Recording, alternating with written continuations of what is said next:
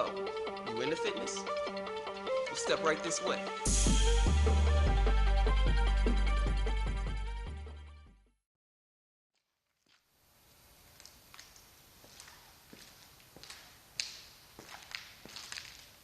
Damn, man, you looking ripped.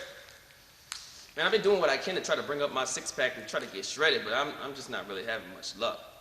You know, I've even been doing what I can to try to eat like 5-6 meals a day to try to increase my metabolism a little, but it doesn't really seem to be having much effect. How many times a day do you eat? Alright, so while I've been on this cutting/maintenance phase, I've been making it a point to get about 2 to 3 meals a day. And that decision isn't made from the standpoint of like trying to increase my metabolism or anything. It's just what's convenient for my work schedule. So, you know, I'll wake up early, get breakfast in, and then at work there's a set time for when we eat lunch. And depending on the day, I'll get my dinner in after my workout. But, you know, now that I'm switching to this bulk, I'm probably going to be making more of a point to get dinner in just because it'll make it easier to get more calories in overall. And what's funny is like when I went on my very first bulk, I was eating maybe 4 or 5 meals a day because it was just so hard to come in at a surplus, you know, with just 3. So I was doing what I can to get more calories in, more meals, to spread it out a little bit. And, you know, some people would think that this is a surefire way to help yourself lose weight when I was actually using it as a tool to gain.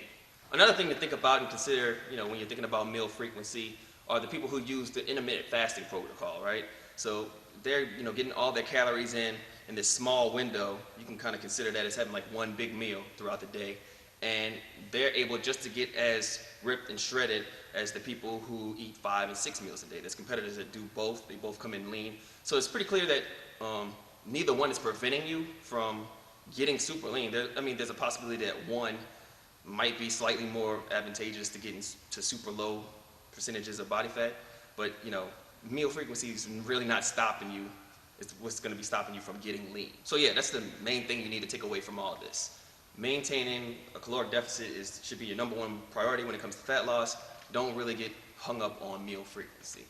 And I don't know, like as a side note, I kind of want to say that this is kind of referring to people who are already like kind of in shape or not far from it. You know, I hear a lot of stories of people who are like really overweight and, you know, they hit a fat loss plateau and then they say they got success by either switching to IF, intermittent fasting, or they, you know, started to see fat loss again once they started eating 5 or 6 meals a day, or they added fasted cardio, they added refeeds, or, you know, something like that. And when it comes to that, I'm tempted to believe that there's other factors involved with that newfound success. But, you know, in all cases, any case, you need to make sure that you're maintaining a caloric deficit overall, period.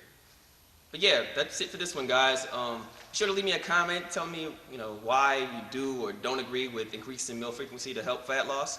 And if you agree with most of the stuff I said here, or you just really enjoyed the video, be sure to hit that like button. But until next time, I'm Scully, YouTube fitness community's best kept secret.